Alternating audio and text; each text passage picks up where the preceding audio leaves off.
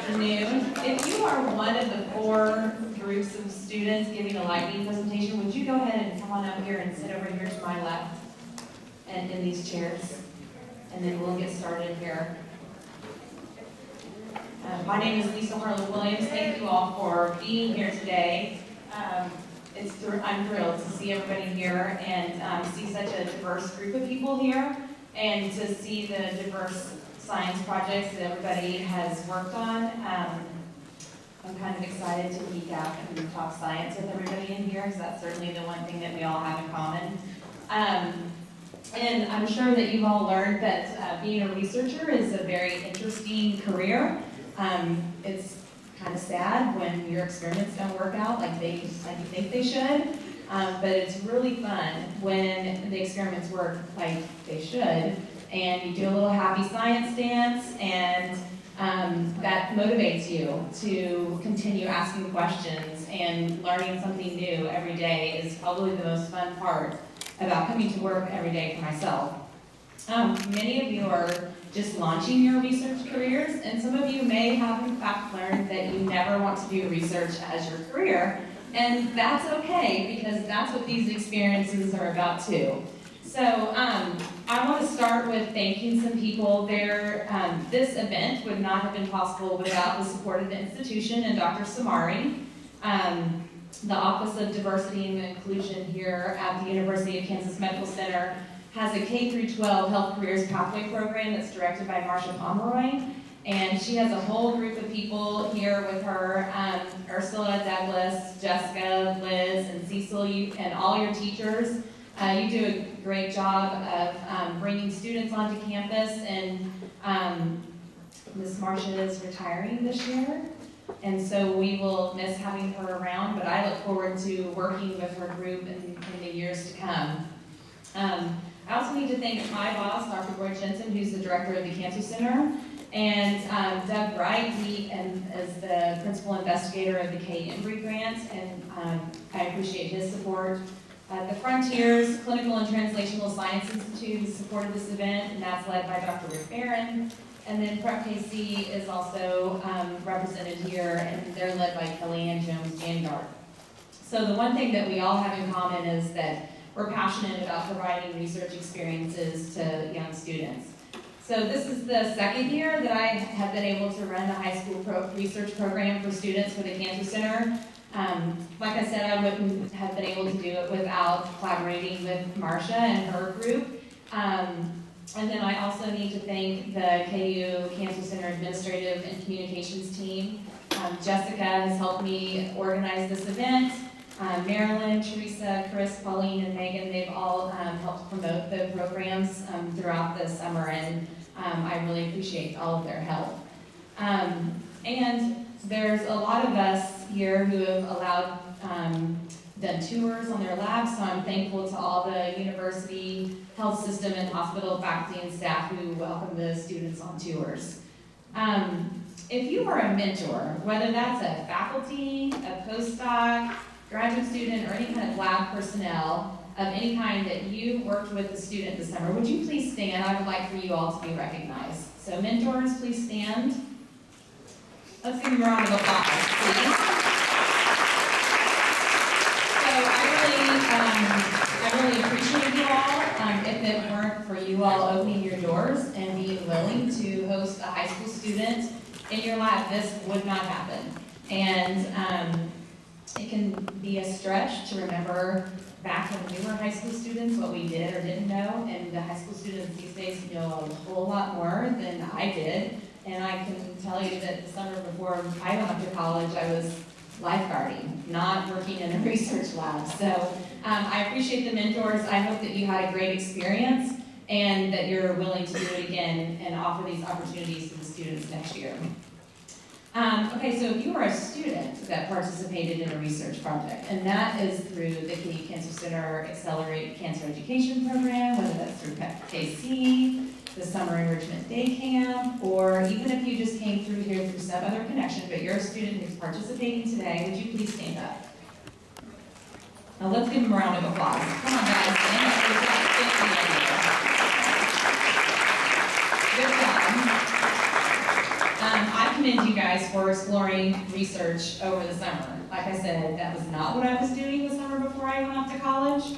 I hope you had a positive experience, and I hope this sets you on a new path, and that you stay on this track. And I most certainly hope that you stay in touch, because we want to know where you're going and what you're doing, and we want to hear about your accomplishments in the future. Several of you, a lot of you, there's lots of family and friends in here. Thank you for making this a priority to be here to support your student. Your student will do better because of your support. So we have a great couple of hours that are planned here. We're going to start with some lightning presentations here from the students, and then we'll move to the poster sessions. We'll be back there for about an hour, and then we'll come and gather back here, and we have a keynote speaker, Dr. Daneo Cavelli will be here to speak to you all. So I think we're ready to get started. I'm going to introduce Edgar Mendez and Alexis Sanchez, and they are students from the Summer Enrichment Day Camp, who are going to tell us about the relationship between alcoholism and depression in Hispanics.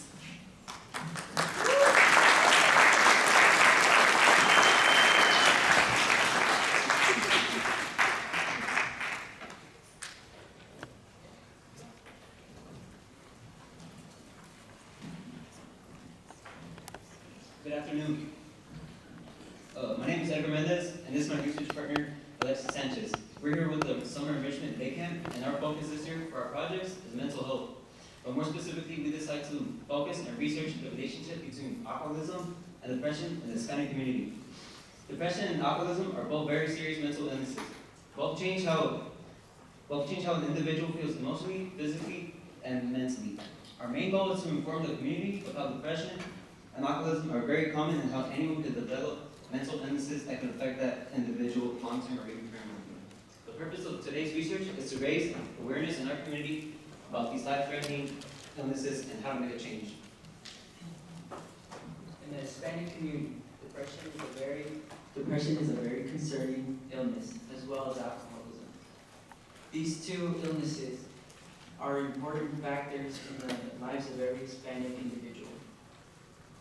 The Hispanic individuals who are diagnosed with alcoholism and or depression can also lead to a coexisting disorder. A coexisting disorder is when an individual has a mental illness and their only coping mechanism is using a drug or substance abuse. In addition, since there are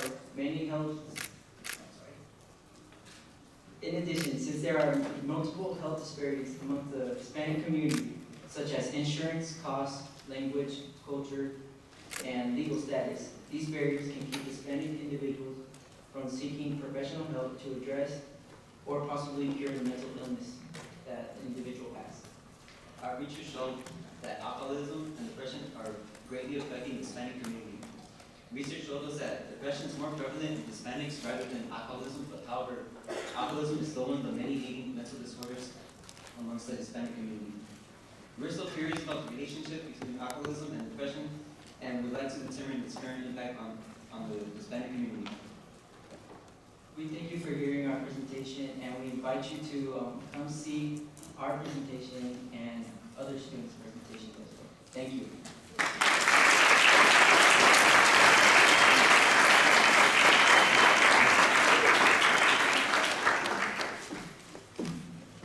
Thank you, guys. All right, the next person or student we're going to hear from is Kevin Singh.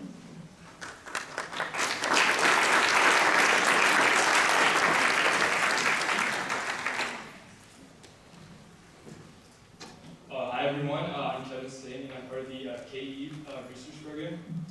And I'm researching this summer on a couple projects with Dr. Hamilton, Dr. Penmore, and Dr. Sethi, and this is one of the projects I'm researching, which goes over prescription opioid use in oncology. And so over the last couple of decades, opioids have been prescribed at an increasing rate, and this has led to the creation of an opioid epidemic, which has been widely covered in the media. And so opioids are part of a group of medications called narcotics, which are pain relievers and these target the central nervous system. And so these are commonly prescribed to cancer patients as they face both acute and chronic pain issues. And so, pretty much the goal of this project was to simply examine how different types of opioids are prescribed to cancer patients. And for this, we used 5 opioids, which were dichotomously coded. We collect data, and these were codeine, fentanyl, hydromorphone, morphine, and oxycodone. And so concerning the participants of the study, we had 486 participants, which were presented for chemotherapy treatment on the year 2017 in the Cancer Center. And we had a relatively even distribution among participants based on the stage of cancer that they were diagnosed with. And the average age of the participants was 63 with a standard deviation of about 12 and a half. And so what we found in the percent prescribed for opioids, oxycodone was the most prescribed opioid over all 3 time points. The data was stress screen, which is time 1, time 2, which is 3 months, and time 3, which is 6 months, with codeine coming in second. And fentanyl, hydromorphone, and morphine were all definitely not as prescribed as the others. And now, in terms of potency, codeine is the least potent opioid and pain reliever, whereas fentanyl is the most potent opioid painkiller, and oxycodone on this list is one of the more potent opioid pain relievers that is used to treat more severe pain. And although both codeine and oxycodone were prevalent prescriptions in all 4 stages of cancer, in the latter stages, oxycodone was definitely more prevalent, and codeine was more prevalent in the earlier stages. And so some other things we found apart from oxycodone and codeine was that although fentanyl was prescribed on average about a little over 3% of the time, it was almost exclusively prescribed to stage 4 cancer patients. And in terms of addiction and the risk of addiction in opioid prescriptions, only 3.5% of the total participants of the study were deceased by the time the 6-month study ended, and which suggests that opioid prescription drug use and pretty much overdose may not have been considered a high risk for this situation. And so going on forward, do you think with this data we can try to relate the rates of prescription opioids among the different cancer stages? And especially what we have concluded with this study is that in this demographic, palliative care and the use of opioids is more important than weighing the risks of possible overdoses and addiction. Thank you.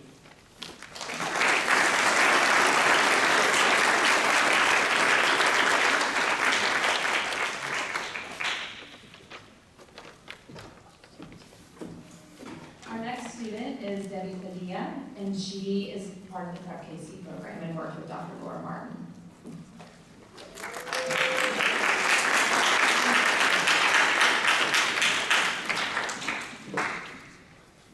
So we've all witnessed a strain of addiction within our society, our community, our friends, and maybe even our family.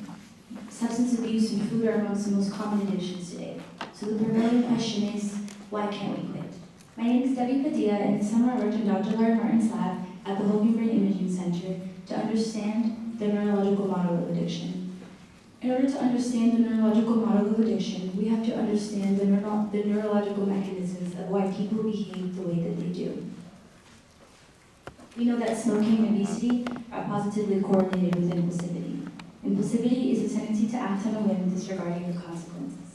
There are many ways to measure impulsivity, but for the studies I worked on this summer, we used the personality measure of impulsivity and the decision-making measure.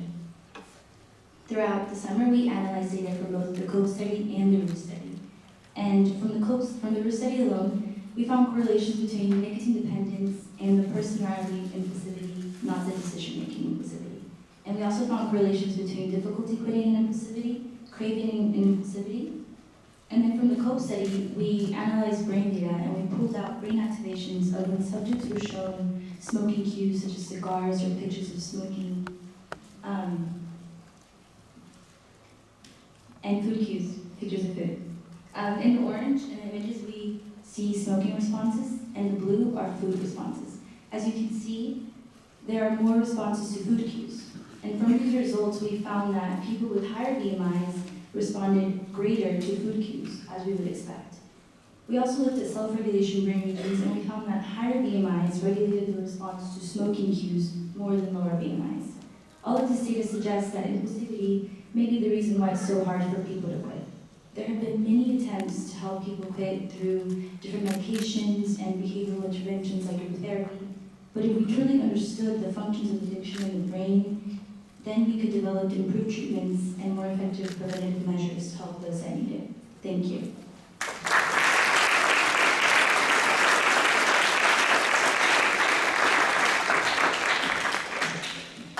Okay, our last presentation comes from Amanda Hodge, who was part of the KU Cancer Center ACE program.